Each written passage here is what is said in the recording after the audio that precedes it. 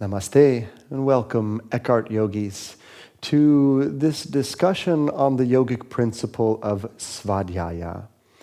This extremely important word, Svadyaya, has to do with the study of the self, which ultimately was what all yogic practice is about.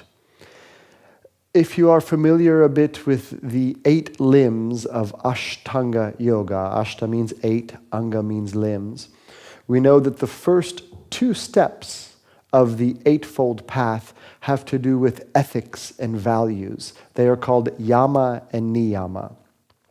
These first 2 principles of ethics and values towards yourself, ethics and values out into the world, actually compose 10 different principles. So there are layers of numbers and themes involved. Of these 10 principles, of the first 2 steps, we are asked almost at the very end, number 9 in fact, to practice what is called Svadyaya. The word itself, sva, means the self, and yadya has to do with knowledge. So this is knowledge of yourself. It is extremely important as we take on a yoga practice that for most of the people, perhaps most of you watching online yoga classes and wherever in the world that you are, we come to yoga from the door opening up of the physical practice. I started practicing yoga because of physical reasons in 1995.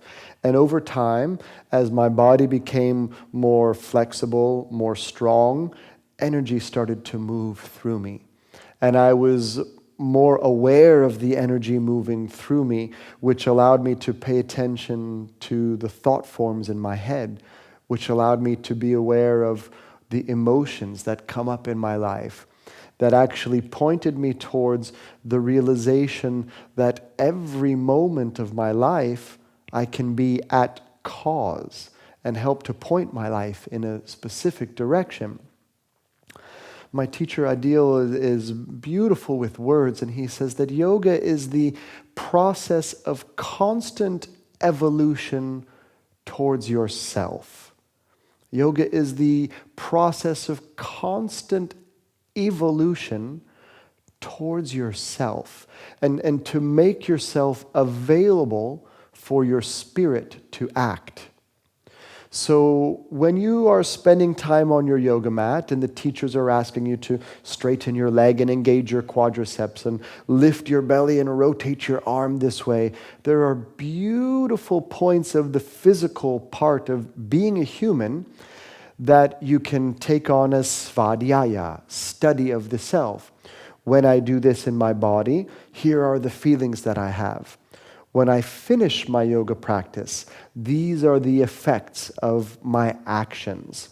And they're really, really important. But it's important also to realize that the asana practice, the poses, are stepping stones, part of the total path of yoga. So when you are practicing your postures, you can ask yourself questions, which is important to do. For example, how does my asana practice affect my life? How can my actions here in this posture translate into the other 22 hours of the day? Because the way that you interact with your partners, with your family, the way that you treat yourself internally, are all played out on loudspeaker in your yoga practice. This is how Svadyaya, studying of the self, appears in your physical part of the practice. Study yourself while you are moving through these postures, which is important to do, the poses. Svadyaya also has a lot to do with being aware of how you think. Practice life without complaining. Practice life as an eternal optimist, seeing the benefits. And when life is really tough, and it is often challenging, confronting, emotionally difficult, in those moments it's really hard to say, well, what is the root of this? And what am I going to learn from this? But ultimately, after your emotions are able to run their course, have a look back in time and say, what have I learned from this? How could I have done things differently? Svadyaya, knowledge of the self. This time, or next time, you get caught up in your emotions in such a way, you will have the experience and be able to say, I know this feeling. When I looked back before, I thought to myself, I wished I would have, or I could have handled this situation differently. So we grow consciously by knowing ourselves. And within the spiritual aspect of yoga, which is very unique to every single one of us, every human on the planet has a different relationship to God in any and all forms. We want to make ourselves available for Spirit to act through us. And this practice of Svadyaya, knowing yourself, letting there be room for your heart to be really free, letting there be room for questions to arise into your mind, let there be room for emotions to flow through your body. And then we tap into the essence of life. So that through studying the body, through studying the mind, through studying our relationship to the divine, body, mind, and soul, through Svadyaya, looking at ourselves, we can actually become more of a cause of our lives rather than the effect of our lives. That we can actually project our intentions to create the world that we want to live in. In the Yoga Sutra of Patanjali, it's stated that Tappa Svadyaya Ishvara Pranidhana Kriya Yogaha. A positive relationship to discipline, do the work. Study yourself intensely. Yoga is a process of constant evolution toward yourself. And surrender to the divine. Ultimately, as much as we wish to control the day-to-day patterns of our lives, it's out of our control.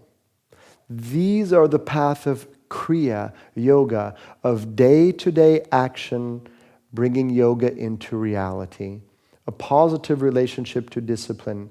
Study yourself intently. And ultimately surrender to some greater power. These are the way to bring yoga into daily life. As we practice Svadyaya, the study of the self, I will leave you with one last important piece. And that please do not let your effort override the joy of yoga. Do the work. Have a positive relationship to discipline. And remember that the reason we practice is to cultivate ananda, bliss, a state of, non-dual freedom and happiness. There are classes that will be connected to this theme. Many on this website have to do with studying yourself. But again, this is just the time that you spend on your mat. So when life presents you with difficult moments, when you are able to catch yourself, take a step back and have a look. What is the body, mind, heart, emotion, spiritual reactions to these things? Then as you study yourself and make note of your reactions, we can be cause of our lives rather than at effect. Namaste.